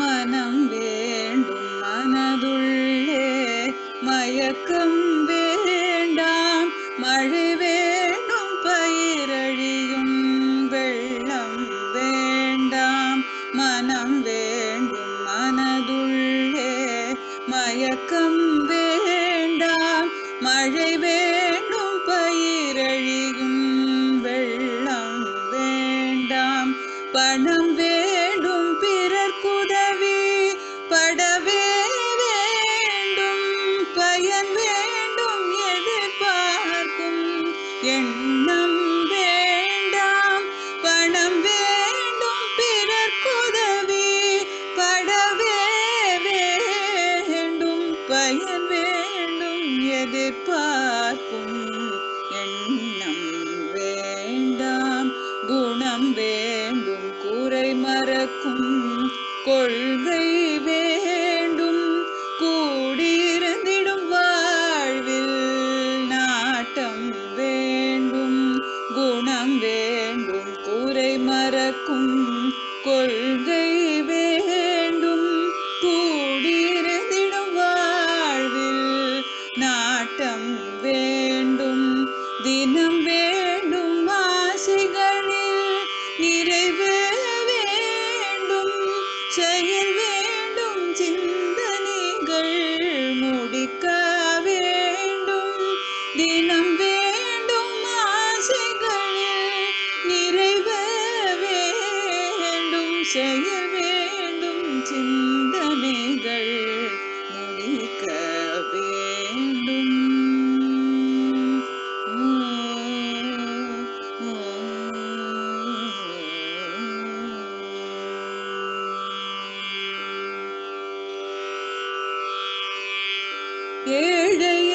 சொல் எங்கும் இருக்க வேண்டாம் எளிமையனும் பண்பென்றும் இருக்க வேண்டும் ஏழையனும் சொல் எங்கும் இருக்க வேண்டாம் எளிமையனும் பண்பென்றும் இருக்க வேண்டும் கோழை என்று பிறர் கூற வாழ வேண்டாம் கோபத்தில் தன்னுணர்வை இழக்க வேண்டாம் கோழை என்று பிறர் கூற வாழ வேண்டாம் கோபத்தில் தன்னுணர்வை இழக்க வேண்டாம் நாழிக்கோர் வழி மாறி நடக்க வேண்டாம் நாவென்றும் நல்லவையே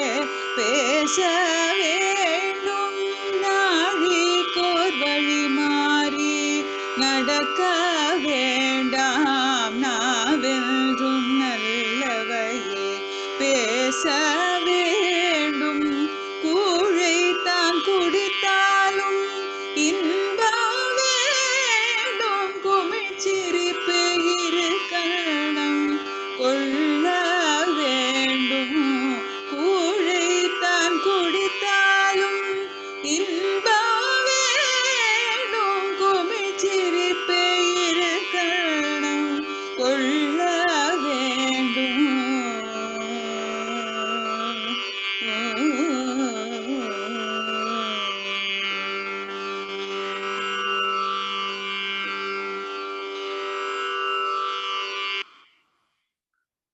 It was a nice rendering by Janani. Before going into the Padapuja, I want to share 2 points. This 27th November is the first anniversary of the Brindavanam built in Chennai for Akka. That's the Ashwini Nakshatram of Kartika Masam.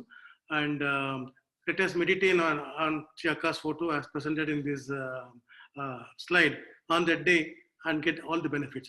Second, regarding the February function of the Maha Saraswata Prayogam, it is going to be a 3-day affair. The Pandit who was supposed to do had a dream of Akka coming into his dream with 2 elephants. On the same day, I had a dream about Akka asking me, why have you left out Kala Bhairava? I didn't understand the connection between Saraswata Prayogam and Kala Bhairava. I immediately checked with the Pandit, what is this? He said, I want to tell about my dream. I said, I want to tell my good dream. He said, I'll come back in the evening. I'll consult some other experts. What is the meaning between Kala Bhairava and Saraswata Prayogam? Then he came back with an explanation same evening that the Kala Bhairava is a very, very special deity. He is the guru for Lord Shanishwara. And there are about 64 forms of Kala Bhairava. And without invoking Kala Bhairava, you cannot get the benefits of Saraswati Prayogam, which has got all the types of wealth. He is going to give us all the types of wealth, not just education and knowledge, how to use education, knowledge and live as a better person. It is going to be a 3-day affair starting with Dhanvantri Homam, and the evening happens to be Ashtami. We never planned this date, we just wanted a Sunday. So the Friday and Ashtami falling on that a particular month, it's very, very important for Kala Bhairava. We'll be doing the Kala Bhairava Homam in the evening.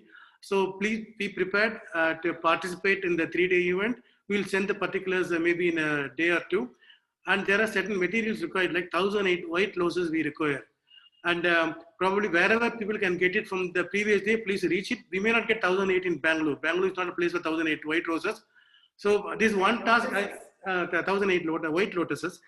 This task I leave it to the forum. Please arrange it before the 19th so that we can have an excellent home, because these 1,008 white lotuses will be dipped in honey, offered into the oven to invoke Saraswati Prayogam, because this particular year people have lost education. Colleges have been closed. People have got admission into various universities outside India, they are unable to join. Now, to balance this, to ensure that education is the right point, and also to get everything that is required, we'll be praying to Dhanvantri, Yoga Dhanvantri, then Kala Bhairava and Saraswati in all forms, and requires everyone's cooperation. Of course, Akka's grace to ensure the function goes off very well. Thank you very much. Now we can move to Pada Puja, Mantar. I don't have the the picture that you mentioned just now because I missed a portion. It was too early for me. Can I will you? post it in this forum. You can use it. Okay. Otherwise, can you send it on WhatsApp for me? Yeah, Not we'll very put in the WhatsApp. because I'm not good at all this technical. Okay, send the photo alone. Okay. Yeah, thank you.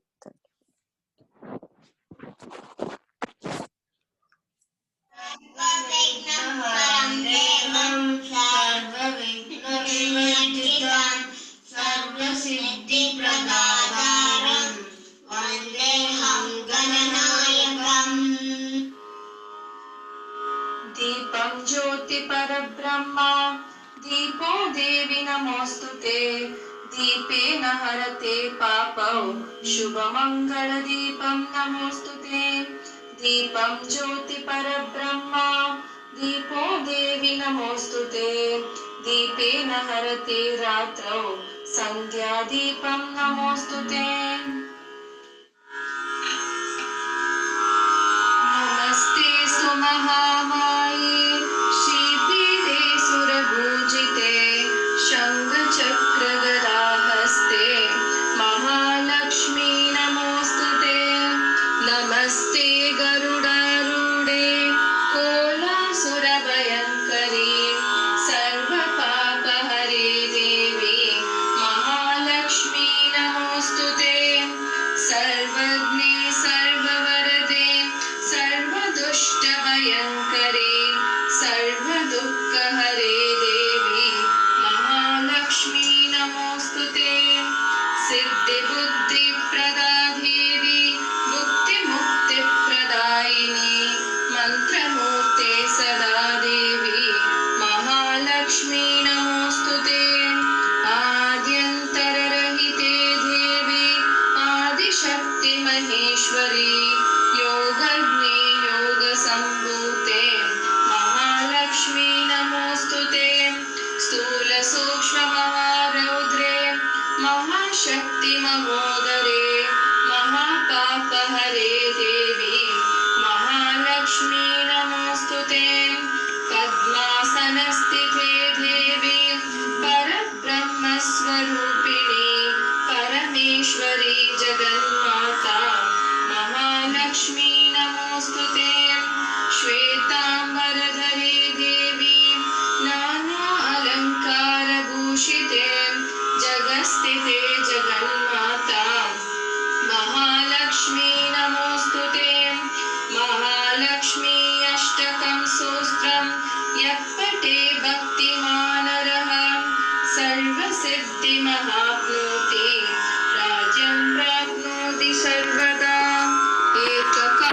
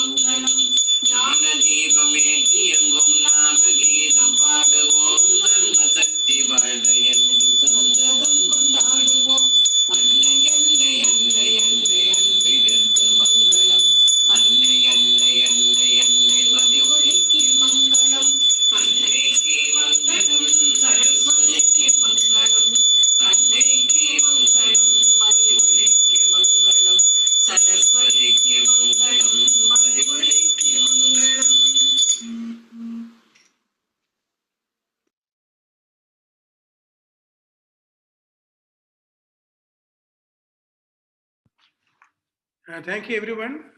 We will meet all of you all in the next session, which should be somewhere in December. I'll let you know the dates and the topic. Thank you. If anyone wants to anchor or give a topic, I'll be happy to hand over the anchor to them. Anchoring, no, but topic, yes, I can give you. Thank you. Thank you.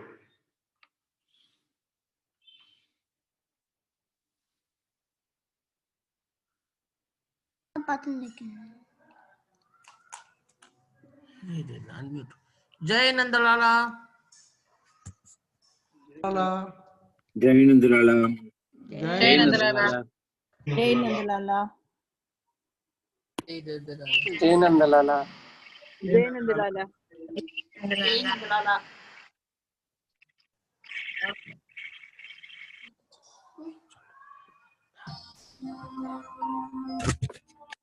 Jai Nandalala. Jai Nandalala.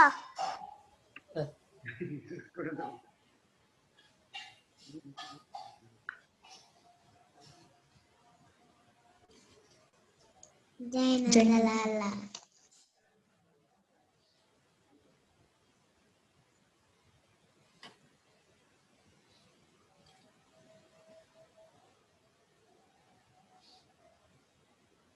Last one Sohamma.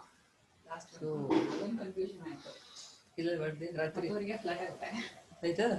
ಹತ್ತಿರ ಎಷ್ಟೊತ್ತಿಗೆ ಈ body ಇನ್ನೊಂದ್ಸಲ body Jai Nandalala.